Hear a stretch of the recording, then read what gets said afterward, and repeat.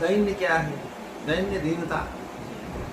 दौर्बत्याद्यैरनौजस्यं दैन्यं मलिनतादिकृत।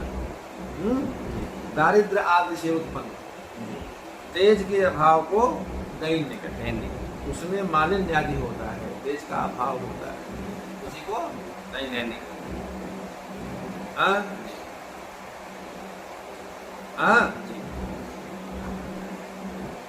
अच्छा, तो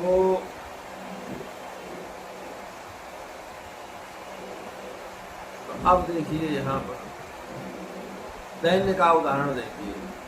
वृद्धोन्धा पतिरेश मंचक गता स्थूलावशेषम गृहम कालो अभ्यर्ण जलागमः कुशलिनी वत्सस्य वातापिनो यत्ना संचित तैल बिंदु घटिका भग्नेति परयाकुला दृष्ट्वा गर्भ हारलसाम निजवधूम तस्रोचिरम रोधिति।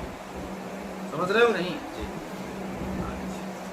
अब दीनता का वर्णन है कि वृद्धोन्धा पतिरेश मंचक गता, बूढ़े और अंधे ये पति जो हैं खटिया पर है। एक तो पति जो है खटिया पर है, बड़ा हुआ है, और वृद्ध भी नहीं सकता, और अंधा भी है। समझ रहे हो ना? तो ये बूढ़ा और अंधा ये जो पति है ये खटिया पर पड़ा हुआ है। मंचक माने खटिया। स्थूलावशेषम गृहम, घर में खाली स्तंभ बाकी रहा है। ठीक है।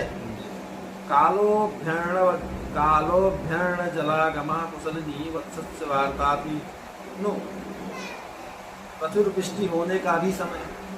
काला अभ्यर्ण जलागम, लगता है कि ऐसा बादल घेरा हुआ है कि प्रचुर वृष्टि होने वाली होने का समय।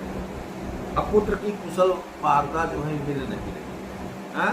वत्सस्य वार्ता पिनो कुशलिनी, पुत्र की कैसी स्थिति है, पुत्र की कुशल वार्ता मिल नहीं रही है। अयत्नात् संचित तैल बिंदु घटिका, बड़े यत्न से हमने संचित किया है क्या अपना छोटा सा जो यह क्या नाम से तैल बिंदु का पात्र है। ठीक है। भग्नेति परयाकुला, वो भी क्या नाम से फूट गया।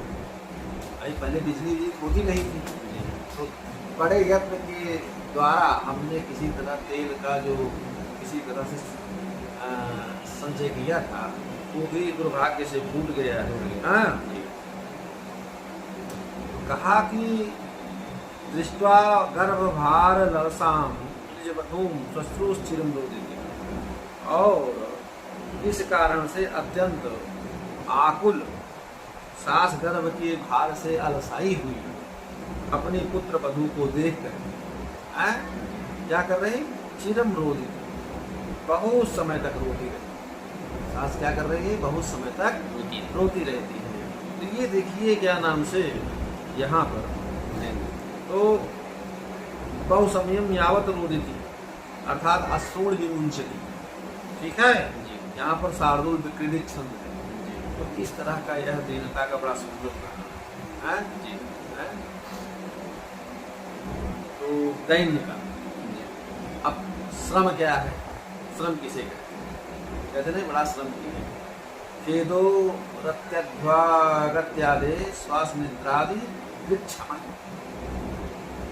समय रति क्रीड़ा, रति में भी परिश्रम होता है। रथ क्रीड़ा में रति क्रीड़ा और मार्ग में चलने आदि से उत्पन्न खेद को क्या कहते हैं? श्रम कहते हैं।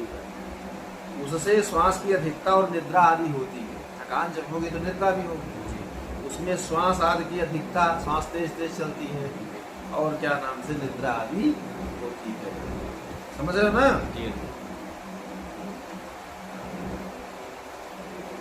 ठीक है।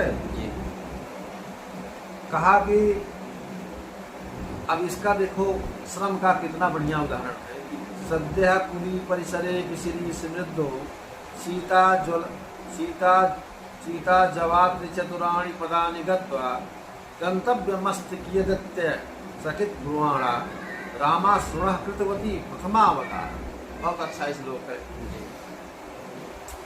कहा जब भगवान राम वनगमन के लिए तैयार हुए और जैसे 3-4 पग चले, अब सीता जी बड़ी कोमलांगी थी, बड़ी कोमल थी, अब वो यात्रा कैसे होगी ये सब बड़ा विचारणीय बिंदु था।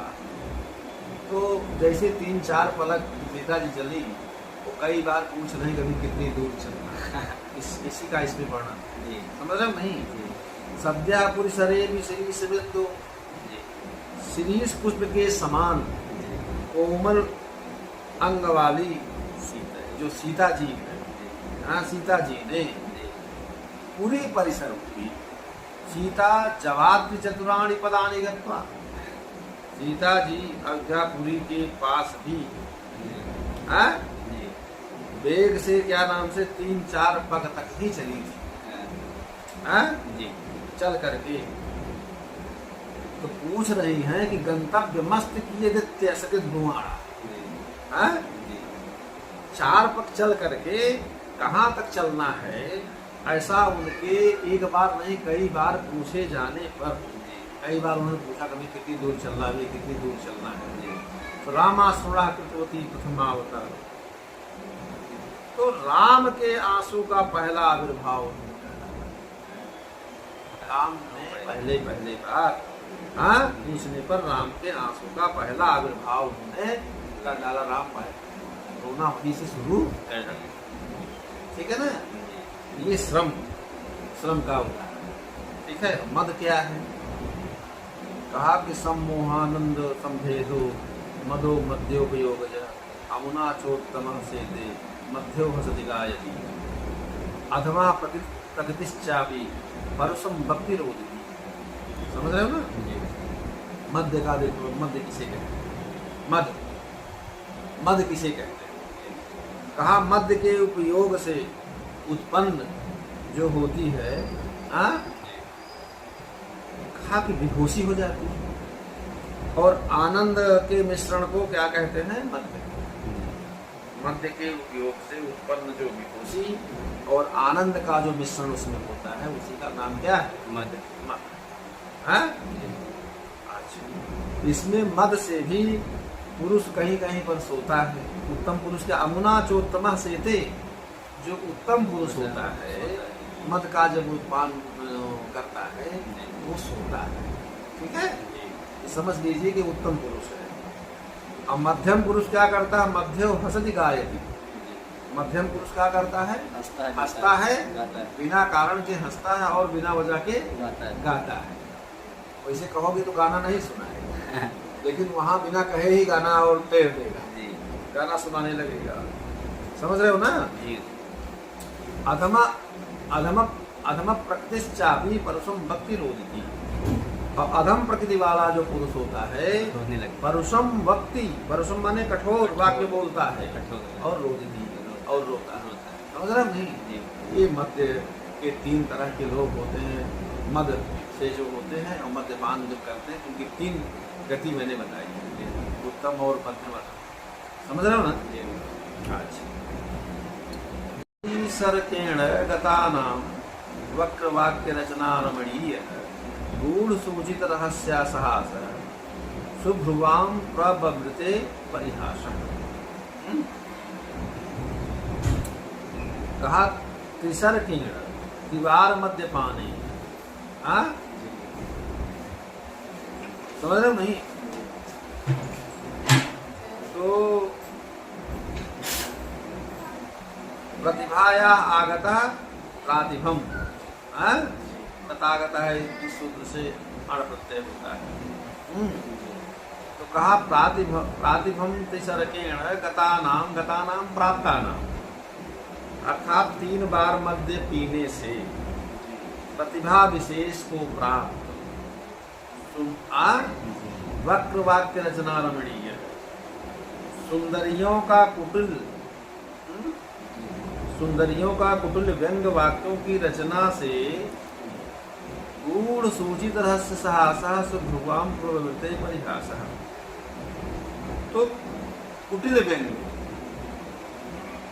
वाक्यों की रचना से मनोहर गुप्त रहस्यों की गूढ़ सूचित रहस्य साहस गुप्त रहस्यों की सूचना करने वाला शुभ्रुवाम प्रवृत्ति परिहास हास्ययुक्त क्रीड़ा में प्रवृत्त हो, हास्ययुक्त वह क्रीड़ा में प्रवृत्त हो गई।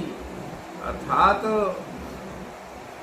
यहाँ पर शिशुपालपद महाकाव्य का ये है स्वागता, स्वागता छंद है। हाँ, स्वागता छंद है, समझ रहे हो नहीं? तो ये जो है द्रव केले परिहासा क्रीड़ा खेला चनर्म च, यह अमर कोश भी ऐसा होता है। ठीक, प्रवृत्ता माने प्रवृत्ता, वृत्त क्रीड़ा में प्रवृत्त हो गई। ये मद का उदाहरण है। अब आगे जड़ता का चलेगा। ठीक, आगे